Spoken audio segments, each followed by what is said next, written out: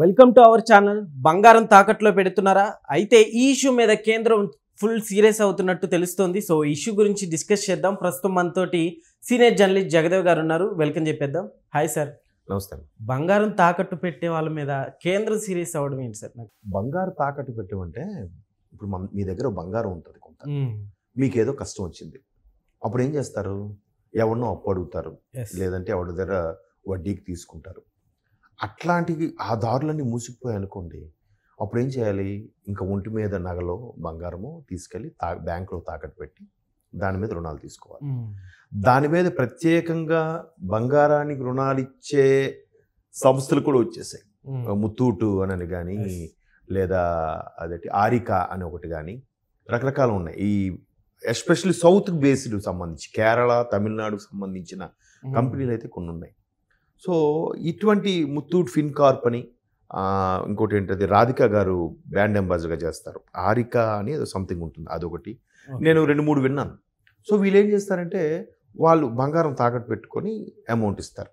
ఇప్పుడు ఎన్ని గ్రాముల బంగారం, జనరల్గా గ్రాము ధర బయట ఒక 7,000-8,000 ఉందనుకోండి, వీళ్ళు దానికి 4,000 3,000, దానికి ఒక లెక్క ఉంటుంది, సగం రేటా లేదంటే మూడొంతుల రేటా, ముప్పావంతు రేటా అనేది లెక్క కట్టి ఇస్తారు.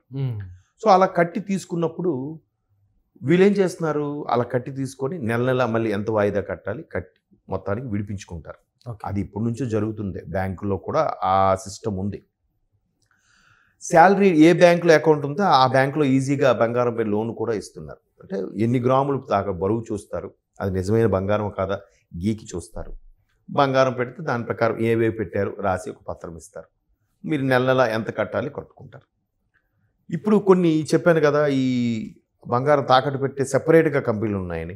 ఒకప్పుడు ఎలా ఉండేదంటే మారువాడి దగ్గర లేదంటే జ్యువెలరీ షాప్ దగ్గర, సెట్టీల్ షాప్ దగ్గర ఎక్కడో తాకట్టు పెట్టుకునేవారు.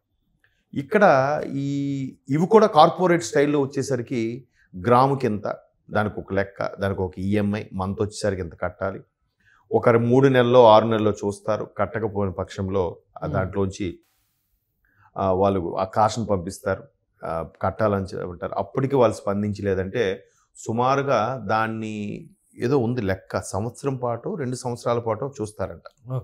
అప్పటికి వాళ్ళు లాకర్ అయితే 2 సంవత్సరాలు అనుకుంటా, దీనికైతే 1 ఇయర్ పాటు ఏదో లెక్క ఉంది. వాళ్ళు రాలేదు, ఈఎంఐ కూడా కట్టలేదు, డబ్బులు విడిపించలేదు అనుకోండి, అది మళ్ళీ వీళ్ళు వేలం వేసిస్తారు. వేలం వేసినప్పుడు ఏం చేస్తారు, ఆ సంస్థకు సంబంధించిన వాళ్ళు లేదా బ్యాంకుకు సంబంధించిన వాళ్ళు దాని వేలంలో కూడా మంచి బంగారం తక్కువకు దక్కించుకునేలాగా వాళ్ళకి ఫేవర్గా ఉన్న వాళ్ళకి ఇచ్చేస్తారు. ఇప్పుడు బ్యాంక్ మేనేజర్ ఎవరు ఉన్నాడు, సో దాని బంగారం దాని హారం విలువ ₹1,00,000 అనుకోండి, వాడు లోన్ మీద 50,000 60,000 తీసుకొని ఉంటాడు, అంతకుమించి ఎవరు దానికి ఇచ్చినప్పుడు వాడు ఒక 3-4 ఈఎంఐలు, మ్యాక్సిమం ఒక 10 ఈఎంఐలు కడతాడు. తర్వాత రిమైనింగ్ ఒక 5-6 ఈఎంఐలు కట్టడం. ఇంక వీళ్ళు చూస్తారు, కాల్ చేస్తారు లేదంటే మెసేజ్ పెడతారు, ఫోన్ అడ్రస్లో పంపిస్తుంటారు, వాడు రెస్పాండ్ అవ్వడు. వాడికి ఏదో కష్టం వచ్చిందో లేదా ఇంకేదో వాడు అపస్మారక స్థితిలోకి వెళ్ళిపోయాడో లేదంటే వాడు చనిపోతే వాళ్ళ పేరెంట్స్కి ఎవరైతే కన్సర్న్ డిపార్ట్మెంట్ ఉన్నారో, కన్సర్న్ వ్యక్తులు ఉన్నారో వాళ్ళకి తెలియకపోయినా వీళ్ళు పంపిస్తుంటారు. ఎప్పుడైతే వాళ్ళు రెస్పాండ్ అవ్వలేదో చూసి వేలం వేస్తే వీళ్ళు అధికారిగా ఉన్నవాడు ఎవడైతే ఉన్నాడో వాడు, అరే వేలంకి వస్తున్నాయి, మంచి బంగారం ఉంది, నువ్వు తీసుకోనికి తక్కువకి ఇప్పిస్తాను, వేలం అలా అడ్జస్ట్ చేయడం. అంటే వాడి దగ్గర ఎంతో తీసుకుంటాడు వీడు మళ్ళీ. ఇట్లా దానికి ఒక సిస్టమ్ అనేది లేదు. సో ఇదంతా కేంద్రం దృష్టికి వెళ్ళింది అనేది ఇప్పుడు ఆ క్వశ్చన్.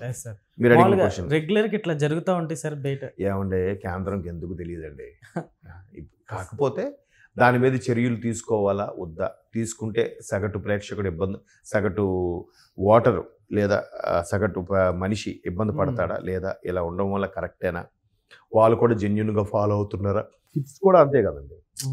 చిట్స్ అనేది ఇప్పుడు శ్రీరామ్ చిట్స్ కానీ మార్గదర్శి చిట్స్ ఇవన్నీ కూడా ఎప్పటి నుంచో ప్రాపర్గా ఫాలో అవుతూ చేస్తున్నారు వాళ్ళు. కానీ మధ్యలో చిన్న కంపెనీలు చిట్స్ కంపెనీ పెట్టి దివాలా తీసి ఎత్తేసినవి కూడా ఉన్నాయిగా, బోర్డు తిప్పేసినవి బోగస్ కంపెనీలు ఉన్నాయిగా. బట్ మార్గదర్శి, శ్రీరామ్ చిట్స్ లాంటి వాటికి మాత్రం ఒక జెన్యూనిటీ ఉంది, అవి ఇప్పటికీ వింటూనే అవుతున్నాయి. వాడికి ఒక చిట్టి కట్టాలన్నా, వాడు చిట్టి పాడాలన్నా, ఒక ఇంతకుముందు అయితే కంపల్సరిగా గవర్నమెంట్ ఉద్యోగి సైన్ చేసి ఇవ్వాలి, అట్లాంటి రూల్స్ అండ్ రెగ్యులేషన్స్ ఉండేవి. ఇప్పుడు ప్రైవేట్ ఉద్యోగి కూడా మినిమం ఎంత ప్యాకేజ్ ఉన్నాడు సైన్ చేస్తే చాలు అన్నట్టు కూడా చూస్తున్నాం. సో ఇట్లాంటి లావాదేవీలు, ఇందులో ఉండే లూప్ హోల్స్, లొసుగులు, ఇవన్నీ కూడా కొంత అంతర్లీనంగా ప్రభుత్వానికి కట్టాల్సిన ట్యాక్స్ రూపంలో కానీ మిస్ అవుతుంది కదా.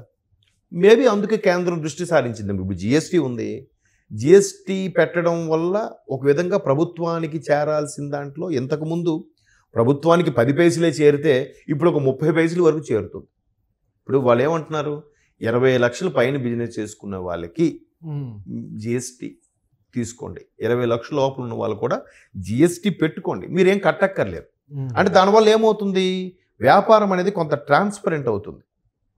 సో అలా ట్రాన్స్పరెంట్ అవ్వడం వల్ల తీసుకుందాం ఏం పోయింది, ఇవాళ రేపు జెన్యున్గా ఉండాలని అందరూ ఏం చేస్తున్నారు, జిఎస్టీ కట్టుతున్నారు. మనం కూడా పెట్రోల్ బంకులు కట్టిన తర్వాత బిల్లు తీసుకోవాలి.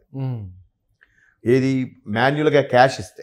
ఆన్లైన్ పేమెంట్కి అయితే ప్రాబ్లం లేదు, ఎందుకంతా బ్యాంకులు అంతటికి కూడా మళ్ళీ ఆర్బీఐ పరిధిలోనే ఉంటాయి కాబట్టి ఏ టెన్షన్ అవసరం లేదు ఆన్లైన్లో పే చేస్తే. బట్ మాన్యువల్గా చేస్తే మాత్రం మనం రసీదు తీసుకోవడమే ఉత్తమం. తీసుకోవడం వల్ల వాడికి కూడా రేపు పొద్దున ఆడిటర్కో లేదా లెక్కల వాళ్ళకో చూపించుకోవాలి కాబట్టి మీ పెట్రోల్ బంకులో లేదా మీ కిరాణా షాపులో ఎంత బిజినెస్ అవుతుంది, సో మీరు ఎంత కట్టాలి, ఎంత ట్యాక్స్ రూపంలో చెల్లించాలి అనేలాగా ఉంటుంది. సో దానికి ట్రాన్స్పరెంట్ చేయడం కోసం ఈ కేంద్ర ప్రభుత్వం జిఎస్టీ అనే ఆప్షన్ తీసుకొచ్చింది. ఒక విధంగా మంచిదే. అంటే ఇప్పటికీ మేము క్యాష్ ఇస్తేనే తీసుకుంటాం, మాకు ఆన్లైన్ పేమెంట్ వద్దు అనేవాళ్ళు ఉన్నారు. ఇప్పటికీ టేబుల్ కింద నుంచి బిజినెస్ చేసే వాళ్ళు ఉన్నారు. ఎందుకు ఈ రిస్క్, జెన్యున్గా ఇలా చేసుకుంటే పోతుంది కదా, మనకు కూడా రిస్క్ ఉండదు. ఎప్పుడైనా రైట్స్ అయినా, ఏదో ఇన్కమ్ ట్యాక్స్ వాళ్ళు రైట్స్ అయినా, లేదా సేల్స్ ట్యాక్స్ వాళ్ళు రైట్స్ చేసినా, వీళ్ళు ఎవరు చేసినా కూడా ఇబ్బంది లేకుండా ఉంటుంది కదా అని 20 లక్షలకు ఏమాత్రం అటు ఇటు ఉన్నవాడు కూడా జిఎస్టీ తీసేసుకుంటున్నారు. జస్ట్ అక్కడ పెట్టుకుంటున్నారు, సార్ మాది 20 లక్షలు జస్ట్ 22 lakhs అవుతుందండి అంటున్నారు. అది కొన్ని ఆన్లైన్ పేమెంట్ వచ్చినవన్నీ అటు చూపించుకుంటున్నారు, బై క్యాష్ వచ్చినవన్నీ లేదు సార్ ఇంతే బిజినెస్ వచ్చింది అన్నట్టు కూడా చూపించుకుంటున్నారు. సో దీనివల్ల ఏమవుతుందంటే గత జిఎస్టీ అవన్నీ రాకముందు పూర్తిగా టేబుల్ కింద నుంచే జరిగేవి. జిఎస్టీ లాంటివి వచ్చిన తర్వాత ఒక 10 పైసలు పావలా వంతు పెరిగింది. ఇప్పటికీ అండర్ గ్రౌండ్ జరుగుతున్నాయి. సో జిఎస్టీ వల్ల ఏం పోయింది, వాడు ఏమనుకుంటాడు, మనం చేసే బిజినెస్కి జిఎస్టీ కట్టేస్తే పోలే, ఏముందిలే, పైగా జిఎస్టీలో కూడా రిటర్న్స్ వస్తున్నాయిగా, జస్ట్ ఫైలింగ్ అవుతుందిగా, మనం కూడా కొంత క్లెయిమ్ చేసుకోవచ్చు కదా అనే ఉద్దేశంలో ఓకే జెన్యున్గా ఉన్నట్టు ఉంటుంది, మనం కూడా మన మీద ఎవరికి డౌట్ రాదని చెప్పి కొంతమంది స్టెప్ ఇన్ అయ్యారు జిఎస్టీ రావడం. సో అట్లాంటివన్నీ కూడా కేంద్రం ఈ బంగారం విషయాలు చాలా రోజుల నుంచి, చాలా ఏళ్ళ నుంచి జరుగుతూనే ఉంది. అసలు ప్రపంచంలోనే అత్యంత బంగారం నిల్వలు భారతదేశంలోనే ఉన్నాయంట. ఇప్పుడు అనంత పద్మనాభ స్వామిది చూసాం మనం, ప్రపంచంలోనే అది లెక్క కట్టలేమంట. లెక్క కట్టకపోయినా దానికి సరితూగే క్షేత్రం కానీ, దానికి సరితూగే దేవుడు కానీ ఎక్కడా లేడు అని కూడా అప్పట్లో చెప్పాం. నేలమాళిగల్లో తవ్వారు, ఎన్ని నిధులు ఉన్నాయి, ఎంత బంగారం ఉంది. ఇప్పటికీ బి అనే గది ఇప్పటికీ తెరవలేదుగా, రెండో గది ఇంకెంత ఉంటుంది, దాన్ని వెలకట్టగలమా కదా. అలాగే ఎప్పటి నుంచో రాజులు వాటి నుంచి కూడా మన దగ్గర నుంచి అందరూ కొల్లగొట్టిన వాళ్ళే కదండి, బ్రిటిష్ వాళ్ళు, ఫ్రెంచ్ వాళ్ళు వీళ్ళు. సో అలాగా భారతదేశంలో ఎప్పటి నుంచో నిలవలు ఉన్నప్పటికీ కూడా బంగారం వల్ల ఎప్పటికీ ఎవర్ గ్రీన్గా ఉండడం వల్ల దాని మీద చాలా చేతులు మారుతున్నాయి. ఇంకో ఎగ్జాంపుల్ చెప్తాను మీకు. ఇదే ఫిన్కార్ప్, ముత్తూట్ లాంటి వాటిలో 1 రూపీ వడ్డీ అంటది. వాళ్ళు ఏం చేస్తున్నారు, బంగారం తాకట్టు పెట్టి 1 రూపీ వడ్డీ తీసుకొని ఇది బయట 3 రూపీస్కి తిప్పుతున్నారు. ఓవరాల్గా 2 రూపీస్ లాభమేగా. సో అట్లాంటివి కూడా జరుగుతున్నాయి. అందుకే కేంద్ర ప్రభుత్వం ఏం చెప్పిందంటే, వీళ్ళు